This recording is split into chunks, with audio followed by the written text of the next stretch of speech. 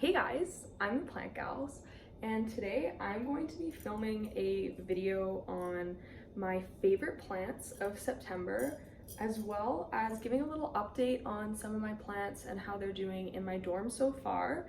And then I am going to get my roommates, if you stay long enough, that'll be at the end, to pick out their favorite plants and kind of see what they like about them. I'm sure it's going to be very awkward, but pretty funny, so I'm excited for that.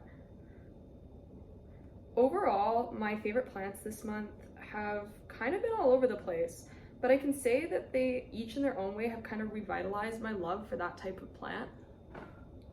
Like, for example, I got a Hoya Nova Ghost, which I guess I'll talk about first since I'm already talking about it.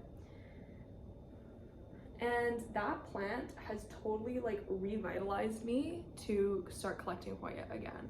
I love it so much. I will grab it and show you here. This is my Nova Ghost. You can see each of the individual leaves so beautifully. This is such a gorgeous plant. It's fully rooted. I got it from a plant shop in Edmonton here called Lace and Leaves. She is like my favorite seller of all time. I love Lace and Leaves. It is my favorite plant shop to go to. The owner is amazing. I love her so much. They clean their plants so well. They just take such pride in the plants that they sell, and I just have never bought a bad plant from there. I've never got a plant with bugs from there, and I'm sure that there's times when they do have bugs, every place does, that's normal. But oh my god, I love Lace and Leaves. It's just my little hideaway when I'm having a stressed out day at school. I love going to Lace and Leaves, and it's just, oh, it's so good. But yeah, so I've wanted a Nova Ghost for a really long time. This one I can try and show you here, has a little growth point. You can see in there, hiding behind that leaf. It is such a cute Hoya. It just radiates this super fun energy. It has the most bubbly, they call it bubble or blister variegation, because it's not true variegation. There's no pigmentation change. It's just the air gets underneath the surface of the leaf and it causes it to look shiny. So it's I call it bubbly variegation. But it has the most insanely good bubbly variegation that I've seen, and I just love it so much. I can't wait to have more bubbly Hoya like this guy, and yeah, I'm super excited about him. Next up is my variegated heterasium, which is a heartleaf philodendron. I got it from a private seller on Facebook Marketplace who was actually amazing. She's bought Hoya for me before, so I was familiar with her, and I actually got to pick it up from her mom, who was the sweetest lady ever, and it was just overall a really good experience. But I'm super excited to finally own this plant.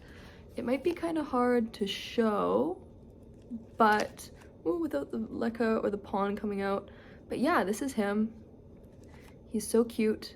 He has really nice variegation, even though it's kind of hard to see because it's still like a baby. It has a tiny little growth point in here. I don't know if you can see it right there, right where this finger is. Please ignore my nail polish. I just ripped my acrylic nails off, so they're looking pretty special right now. But yeah, I've been looking for one of these for quite a long time. They're so unique, and I know that they're kind of just the same as if you had a marble queen pothos or a snow queen pothos, which actually I have a true snow queen pothos, and I might show that just because it's a real one. And not to say that there aren't real ones, but they're mintier and they're really cool. They're really pretty. And they just come across very different than your regular marble queen. So I wouldn't say that it's just a marble queen with high variegation. But that's just a rant off to the side. This guy in my Starbucks cup is something that I've wanted for a long time, and I think is so sought after because everybody in the plant community, they love pothos and just those very typical hanging plants, because I mean that's just your staple plant, is your heterasiums and your micans and your pothos, even though they're not true pothos, but that's a different rant. Or even your Scindapsus, right? Those are staple plants that you see in everybody's home. And I think there's something special about owning the variegated version of that. I mean, the same goes for owning the Marble Queen pothos as opposed to just regular pothos, or the like an Aurea pothos, you know, like it just makes it more interesting and more fun. And I feel like this is kind of like, I don't know if it's necessarily the rarest pothos, but it's one of the rarest pothos. So it's just something cute that's really fun to own and that I really enjoy having. I've only had it for a few days. It's super cute, it's well rooted, and it's gonna put out a new leaf soon, so I'm definitely gonna give you lots of updates on that. So next up, I'm just gonna talk about my Florida Beauty in my hedgehog mug. Florida Beauty was at the top of my wish list when I decided that I wanted to collect plants. It was a plant that I felt like I could never own. It was gonna be inaccessible, and I can thank houseplant prices coming down after COVID for this guy.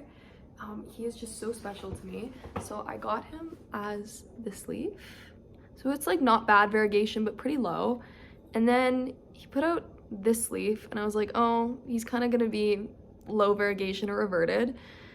And then I got this leaf, so clearly not reverted or low variegation. And right now it's working on this leaf here, who I can see the variegation on. It might not come across yet just because it's hardening off.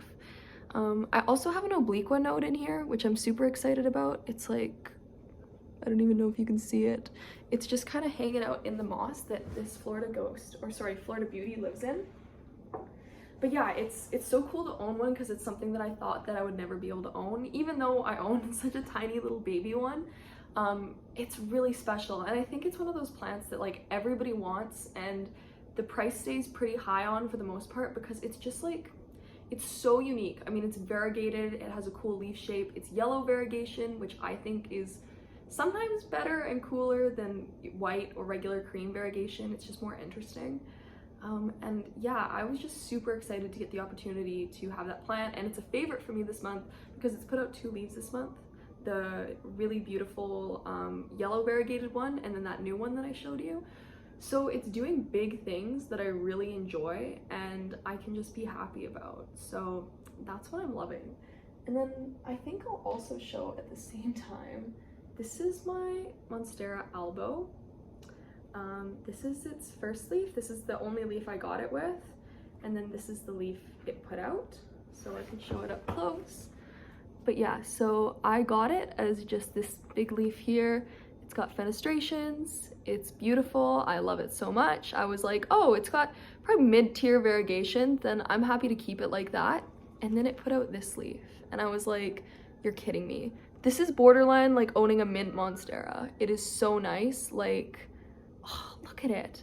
It's really, really close to putting out a new leaf, like so close I can almost see it lifting off, which makes me so excited. And like the variegation on this plant just makes me so happy, and I'm so excited about it that it's hard not to put on every favorites list, and it probably is going to always be on every favorites list. Even though it isn't growing super fast right now, it's just something that's always in my mind and I'm always thinking about. I've had it for about 2 months now, and it's a plant that I don't regret buying. There's plants that I buy and then I'm like, a couple months later, I'm like, I don't know, it's kind of boring, or I just got it at the time because I liked it at the time. But like that plant stays in my mind constantly as a plant that I like, that I check on a lot, that I get excited when it gets new growth. And I think that having a collection of mostly plants like that is what any plant collector should strive for, not a collection of plants that's just like, I own 200 plants. Yeah, well, I own 400 plants. Like, yeah, well, I own 1,000 plants. Like, plant collecting isn't about how many plants you own. I think it's more about how good you are at growing plants, and the specimens that you can make. Because, you know, you can create beautiful specimens that might not exist in the wild, because in the wild, you know, there's animals and things running into plants and weather, whereas you can create beautiful specimens in your home. So I think that is an aspect of like that I look to when I look at other plant growers. I'm like, how good are you at growing, you know? And not like in like a nasty way or something, but just like, you know, like how good are you at growing? Like how passionate are you? Because I feel like when you have these beautiful specimen plants, you can really tell that somebody has a true passion. And then, yeah, I feel like the other thing is just owning plants that make you happy. You wake up and you go, oh, I wonder if this plant's put out a new leaf, or I wonder if this plant's flowering, or I wonder if this plant is growing or rooted. Like, those are the types of plants that you should own. Don't focus on owning plants that are like expensive or hyped up or popular on Instagram. Just own plants that when they get a new leaf, you get happy. And that's like the bottom line of what you need, honestly. Who should I pick next? Okay. This guy literally got today. You can probably see he has a massive leaf. You probably know what he is. He's an El Choco. I can show the back of the leaf. It is in a glass of water because it has no roots.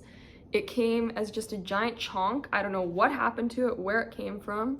You can see here. And then I cut up a bunch of chunks from it, so I probably have another 4 El Chocos, I guess, or potential El Chocos. This is a plant I wanted for a long time. It's so velvety and just deep green with the red backs and the red accents. It's just like the Louis Vuitton of plants. It's just so sexy. It's so modern and chic and fun, and I just love it. Like, I love El Chocos, and I finally own one after today, and it just makes me so happy. Like, I've heard that they're kind of difficult and kind of fussy, which makes me a bit nervous, but all the plants I own are difficult and fussy for the most part, so I guess I probably shouldn't be nervous. I'm excited for when it gets roots. I think it's gonna be very happy. It has a new leaf on the way, so maybe that'll fall off. Don't know. It's too soon to tell. But yeah, like, this is a really good score, and it had just been torn off a plant because for the botany club at the University of Alberta, we have a plant swap coming up, and my next video that I release is going to be the plants that I'm bringing to the plant swap, and then the one after that is going to be what I got from the plant swap and how the plant swap went. But we have been sponsored by Eco-Uarium. They're a local Edmonton shop, and so they dropped off a bunch of plants that we're going to sell at our event. They donated them to us, and this was one of the guys that just, he couldn't be sold. He didn't have any roots. It was not salvageable. But yeah, if you did want to come to that event, though, it's on September 29th, 2022. It is going to be in the Education Building's North Atrium.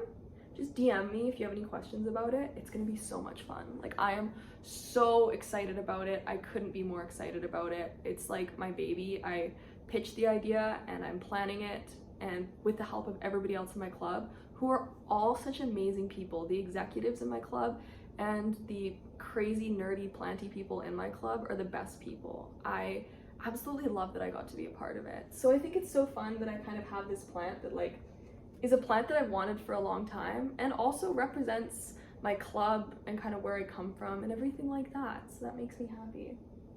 And then last up, I have my Elephantitis staghorn fern. So I am like such a big fan of Benji plant. I mean, everybody is. Like, how can you not be? He has such a good sense of aesthetic and sense of what's enough. He doesn't get more than he needs, or, well, I guess you don't need plants, but he doesn't get more than like he knows where to stop, I guess. He doesn't have just this massive collection of rare plants. He's got a lot of rare plants, but it's just so tastefully done and displayed and everything. It's just so fun. I love it so much. So yeah, inspired by Benji plant, because I love his staghorn fern wall. I have this staghorn fern, and now I know there's like the bifurcatum. I see them everywhere. I didn't want to bifurcate them because they're kind of boring, and I wanted one that's kind of more unique. So I found this Elephantitis. You can see it's got like this crazy veination on it, and it is so fun and unique, and I think I'm gonna keep it in this pot. Every piece of me wants me to not put it in this pot and to like mount it on the wall, but I don't know if I have the time to water the ones that are on the wall that often.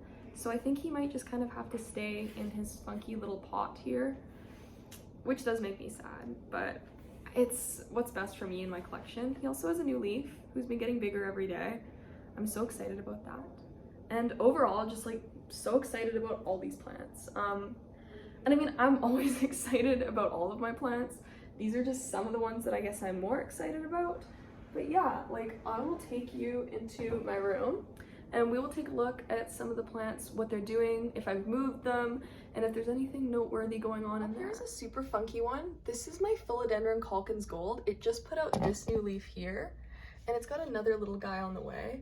I just thought I'd mention him because it's a really cheap, uncommon plant that is super fun and unique. I don't know if you can see the variegation on it really well, but it's just so cool, and I definitely recommend one for everyone. Also, my Syngonium has come back to life, my pink spot with some beautiful spots. Ooh, this guy over here, my, what's it called? I can't remember. I don't know why I can't remember, but he has finally got a new leaf coming in, which is so fun. I had a new leaf, as you can see, on my Pallidiflorum. It was longer than this one, and when I was watering it, the watering can hit this, and the leaf fell off, and I felt like I was gonna cry. It was awful. It was so bad. Over in the cabinet, my Hoya and Dischidia are just popping off. You can see they're absolutely taking over right now. My favorite baby, my Clemensorium, is really doing the most. It's put out this new vine here that is super long, and I'm already gonna have to wrap it around again. I'm excited to see when it finally puts out its first new leaf. Oh, and my Dakii, you can see in there if it'll focus, got a tiny little new leaf coming out and new growth point after rooting it. So that guy is happy, which makes me happy because I love that plant. And oh yeah, my Milano Bellata, because I'll always show that guy off. Down here, I have a new leaf coming in on my Papillium, which makes me so pumped and excited. And then I also have this new leaf on my Amazon Sunset. A new leaf. I know it looks a little wrinkly and sad. My Serpens does that and I'm not sure why. But that's the new leaf on my Serpens. There's no new news about my Weraquianum yet, but I can see where the new leaf will come in. I don't know if you can see that there. So hopefully that does something. Eventually. And then also in here, I don't know if it's gonna be a new leaf or what it's gonna be. It could be an inflorescence, but yeah, I have this new thing coming in on my Forgetii. So that's really exciting. My Milk Confetti is getting absolutely huge. It has a new leaf coming in right here, which looks very milky and very confetti-y. Like, that's beautiful. And my totally random unknown Syngonium is also really, really pretty right now. Oh, and I forgot to say, I put my Monstera aurea in the cabinet to hopefully help it out and give it some new life after its disastrous fall. Everything over here in my window is pretty much living its best life, not doing too much, except this guy is doing the most. He's putting out another new leaf, my Amidria medium. I can't thank Wildfern enough for making that video and inspiring me, because this plant in the cabinet never put out any leaves. I take it out of the cabinet, put it on a pole, and it is so happy and putting out so many leaves. It's put out 1, 2, 3 leaves since I've gotten it. This is actually, should probably be in this month's favorites, honestly, because I just love it. But I guess it's hard to move for me, so I just didn't think about it. And then I've always loved my Cupolis pathum. Like, this is just such a unique and rare anthurium. I can see, it doesn't look like it's doing anything yet, but hopefully it will. Or honestly, if it just kind of stayed the way it is, I would still be happy because I really like it. And then my little Ring of Fire, oh my god, that took me a minute, is putting out this new leaf, who is doing the most with variegation, and I love it so much. It's so pretty. It's really giving it the name, a Ring of Fire. And then yeah, my little Cream Splash is also got a new leaf here. It has some new leaves down at the bottom coming in. You can see like this one right here. So yeah, like honestly, my whole room is really killing it right now, and I'm super excited about all my plants. So yeah, those are my favorite plants of the month, and some updates of kind of what's going on in my dorm and how the plants are doing in there, which overall is really good. I find that they've adjusted really well to living in my dorm and that they seem super happy, which makes me happy. And yeah, you would think that bringing all your plants from home being happy in this nice, beautiful, sunny room, and sticking them in kind of a dingy dorm would make them unhappy. But for the most part, they're kind of killing it, and I'm pretty proud of myself for that. So yeah, there's not too much to update on how my plants are doing on the move to my dorm, and that makes me happy that I don't have to update that. But yeah, I decided to let a couple of my roommates pick which plants they thought are their favorites from this month too, because they wanted to be involved. So yeah, now you will get to see what they have to say. Hi, I'm Maddie, Chloe's roommate. One of the three. Yeah, this is the Milano Ballata. It's nice and spiky, little hairy, little hairs on it. You can give a little pet there. It's not sharp, it's just a little spiky. Do a little close up. See that? It's nice and pretty. She's just a dainty gal. Like, look at that little thing. Look at that. Do you see that? Little dainty gal. Milano Ballata. Hi, I'm Megan, Chloe's roommate. This is the White Princess, as I've been told. It's my favorite. I like when they have more than just green on them. This one has a dead leaf. That's embarrassing. That's all I have to say. Pretty princess. It's Maddie again. The other third roommate. I don't know. Fourth, whatever. There's four of us. 4 out of 4 out of 4. 4. I'm 4 out of 4. What's this one called? Dragon scale? This is the dragon scale. I love this one. She's kind of velvety. Look at this. Do you see this? I don't want to bend it, but a little velvety. It's like very nice, and I like that she's also kind of like thick there, a little thick on top. I think that's really nice. Yeah, it's really pretty. I like the green. It's kind of like an ombre effect, if you know what I mean. Yeah, it's a little dainty too. There's only 3 of them, but it's cute. So signing out, Maddie.